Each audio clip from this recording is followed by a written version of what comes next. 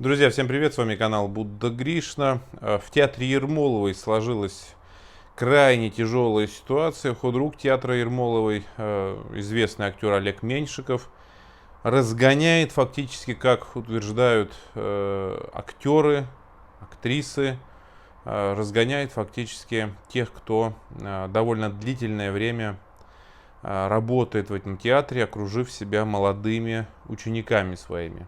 Ситуация осложняется тем, что для многих это единственное место работы, многие действительно известные актеры, актрисы, и, конечно, это чудовищно, нет никакой обратной связи. Актеры жалуются на то, что оставляют какие-то там обращения и так далее к художественному руководителю Олегу Меньшикову. Ни на какие обращения нет ответа. Собираются всех уволить. То есть, ситуация крайне какая-то просто неоднозначная. В свете того, что происходит в принципе в театральной жизни в нашей стране, мы с вами неоднократно говорили о просто, с моей точки зрения, уничтожении ценности российского театра, многовекового российского театра. По сути, сами в «Современнике» непонятные постановки с Сахиджаковой, в МХАТ имени Горького, вы знаете, что Бузова у нас блистала. На 17-18 сентября сняли спектакль по письму Дорониной Путину. После этого, Дюжева турнули из МХАТ имени Чехова, Сухорукова из театра Моссовета. И в театре на Малой Бронной Богомолов с трансгендером собирается поставить спектакль. То есть впечатление складывается такое, что вот эта старая гвардия, как я называю, и, в общем-то, это люди, которые сохраняют, вы знаете, те ценности, которые привиты им были в детстве, в советское время. И это люди, которые действительно несут в себе понимание, что такое хорошо, а что такое плохо. Я не говорю, что сейчас нет талантливой молодежи, но избавляться от людей старшего возраста, людей, проработавших не одно десятилетие в театре, они же могут передавать опыт.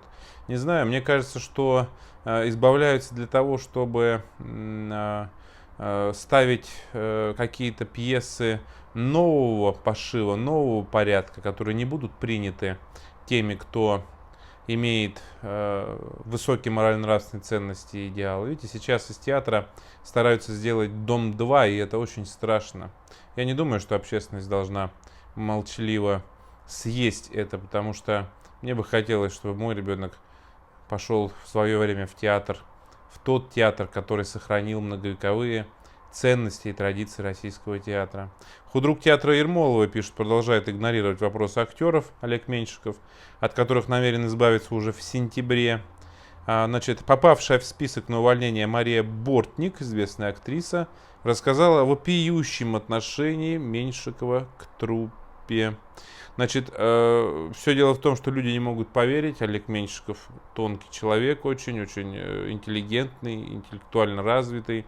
Люди не могут поверить, что может быть такое отношение от Олега Меньшикова.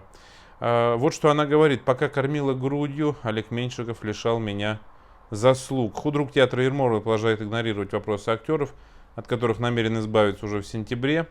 Столичные театры в последнее время не слабо лихорадит. Из одного, не найдя понимания с руководством, уходят мэтры. В другом хайпуют, приглашая в спектакли поп-звезд. В театре Ермоловой тем временем разразился скандал в связи с массовым сокращением худруком Олегом Меньшиковым труппы. И попали под него те, кто отдал этой сцене десятки и десятки лет. Актеры бьют тревогу, обращаются в разные инстанции, пишут Олегу Евгеньевичу открытые письма, личные, пытаются получить ответы на свои вопросы, но ответов нет, только сухая оптимизация ресурсов на фоне пандемии, мол, денег на вас нет, ребята. До этого руководство уже лишило многих из них работы, не давая ролей в спектаклях, а также обманом понизило квалификации. Вот что рассказывает артистка Мария Бортник, которая прослужила в театре с 2003 года и сыграла массу главных ролей. Олег Евгеньевич не общается с нами, полное, тотальное молчание. О своем увольнении я узнал во время отпуска из письма на госуслугах, что само по себе дико. Ладно я, но ведь многие отдали театру Ермоловой по 40 лет жизни, и у худрука почему-то нет возможности собрать людей и сказать, что ему хотя бы жаль, что так получилось. Олег Евгеньевич упразднил даже сборы труппы, так как, видимо, не считает нужным разговаривать с людьми. Я написала ему личное письмо, отдала в дирекцию, но ответ мне пришел от бывшего главбуха, ныне директора театра, который приступил к своим обязанностям месяц назад. До художественного руководителя оно, судя по всему, так и не дошло. Значит, дальше она рассказывает, как Меньшиков пришел в театр, как он рассказывал, какие будут новые постановки и так далее, что все сохранят свои должности, все будут играть в каких-то новых постановках. Но вот что еще сообщает актриса.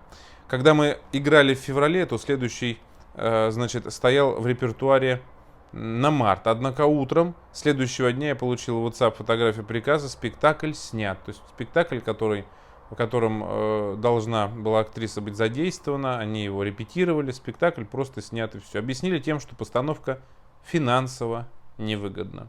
Ну, естественно, чудесный грузин, он финансово выгоден, потому что это дикий хайп, а у нас сейчас творчество заменяется как раз вот этим диким хайпом. Я так понимаю, что Олег Евгеньевич Меньшиков, наверное, решил в театре Ермоловой с помощью молодых, так сказать, своих учеников какие-то постановки делать вот такого порядка. Ну, если это так, то хотя бы людям-то честно в глаза надо посмотреть.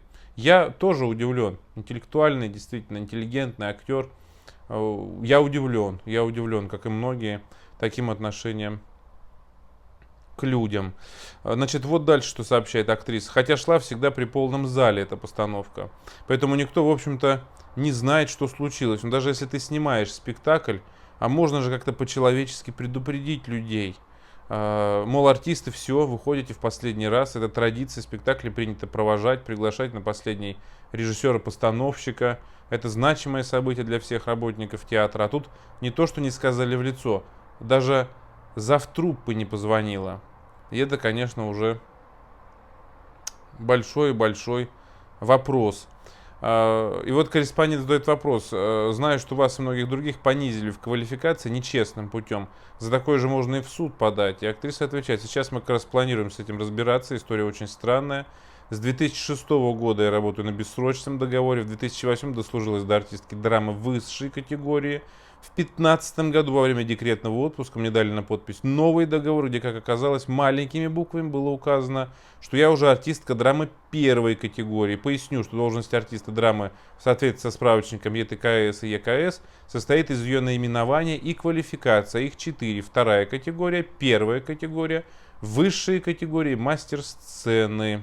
Квалификация работника – это степень его развития по занимаемой должности. И понижение, то есть разжалование, невозможно при отсутствии на то весомых оснований. А ее фактически понизили в должности таким путем, переподписав договор. Ну, от этого зависит начисление денежных средств и так далее. Но в данном случае, друзья, здесь достаточно много. Я думаю, что вы слышали что-то об этом. Достаточно много сейчас публикаций выходит о театре Ермоловой. И вы знаете, это все вызывает, конечно, большие вопросы, почему это происходит, и почему, и зачем, и как так может быть. Многие действительно, кто знает Олега Меньшикова, даже из актерской среды удивляются, что такого просто, быть не может такого. Но все меньше возможности игнорировать эти факты, потому что люди сообщают массово, что действительно им грозит увольнение просто в сентябре.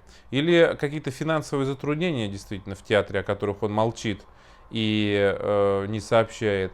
Вы знаете, что у него были проблемы со здоровьем, он рассказал о том, что и был в коме и так далее. Но люди меняются после этого, не знаю, друзья, но с моей точки зрения, какие бы проблемы ни были, всегда можно поговорить просто. Всегда можно поговорить, разъяснить.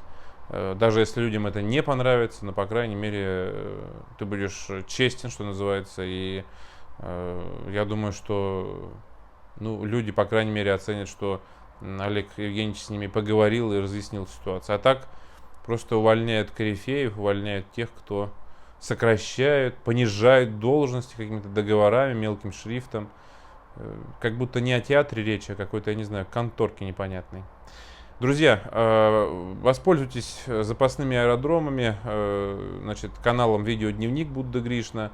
В случае чего, так сказать, если что-то случится с основным каналом, мы с вами не потеряем связь. И Инстаграм Будда Гришна, нижнее подчеркивание, единичка на латинице, на русском Будда Гришна, рядом 3 российских флага. Обязательно переходите, подписывайтесь. В случае чего, так сказать, тоже через Инстаграм можно поддерживать связь. Также присылайте ваши новости. Всем пока, друзья. До встречи.